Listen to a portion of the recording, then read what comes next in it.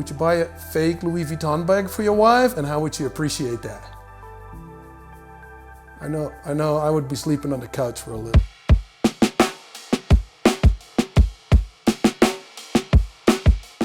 Welcome. We had an amazing blog post comparing ceramic speed versus Kogel. I've been really impressed by all the responses we got from people. We believe in true honesty and putting the word out there. So we got 4 times more readers than we have had on any blog post before. So that's incredible. Thank you for doing that. So today we're following up on ceramic speed versus Kogel with Kogel versus counterfeit Kogel. That's right. We found our product on Alibaba. And yeah, what do? First, I'm a very curious person. I just went out and I bought some just to see what the quality is, see what we're up against.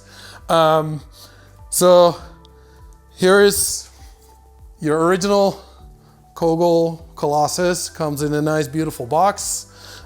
Just for the sake of comparison, I picked the gold one so you can easily see which one is the fake one and which one is the real one. And then here we have the counterfeit Kogel Colossus. First of all, you're gonna buy something really premium.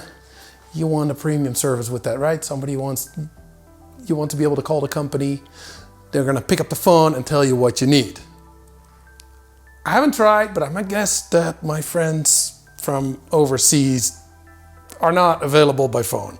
So 915-777-5666. Call in anytime. We've got 3 people eager to pick up your call and talk to you if you have any questions.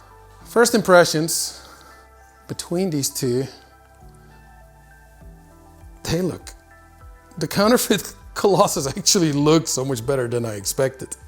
First thing I noticed is, and I might have to keep this a little closer to my microphone, if you spin these bearings, they spin incredible, and I don't know if you can hear this, they also sound like you took some bricks and put them in your laundry dryer.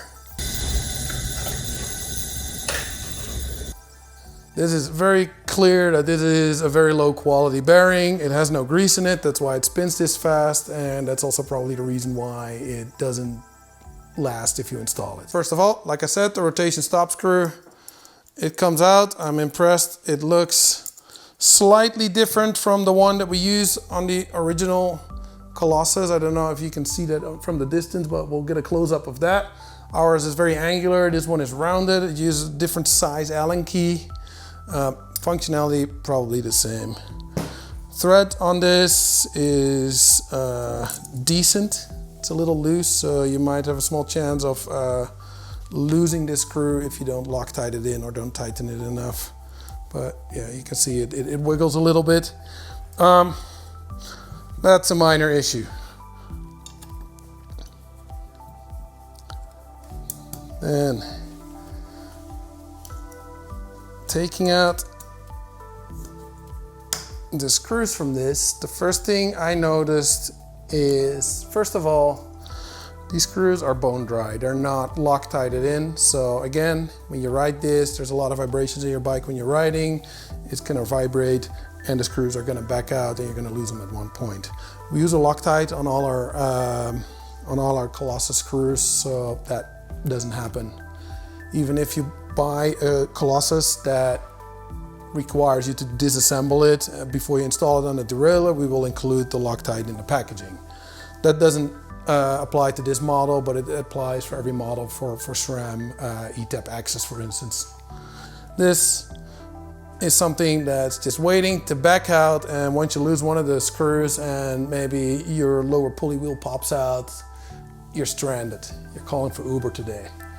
Next thing that I noticed on these is that the quality of the screws, you could see how easily I had to back out that one screw.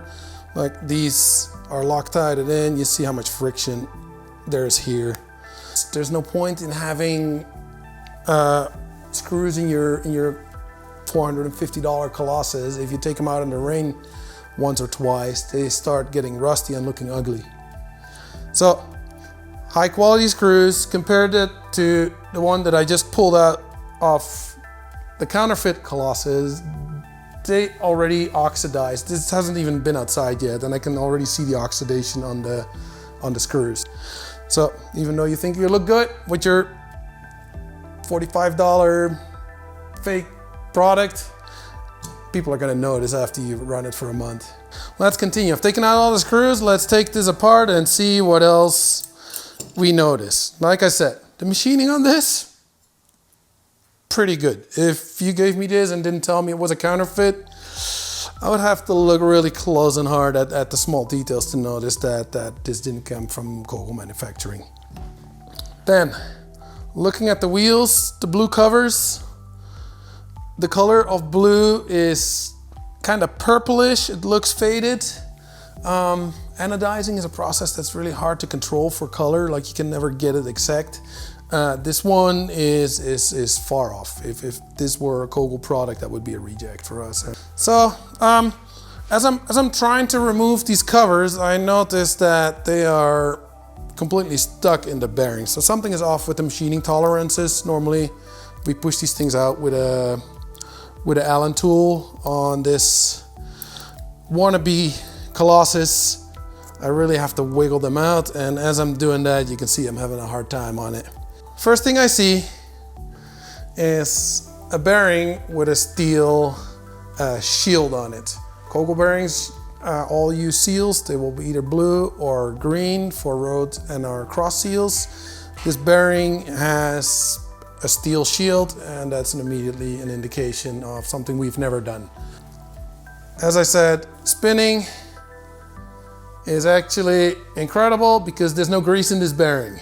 It means it's built for the showroom, it's built to look good, or in the case of this thing, probably to save cost. We put grease in all our bearings, so that means you have to break them in for a little bit. You know, that was the teardown. We found all the things that were good about the counterfeit Colossus. We found all the things that were bad about the counterfeit Colossus. If you're the person that wants to support an American company, wants to get performance benefits, and just you know, go out and have a really cool bling piece on your bike, the original Kogel is for you. Cut. All right, wrap it up.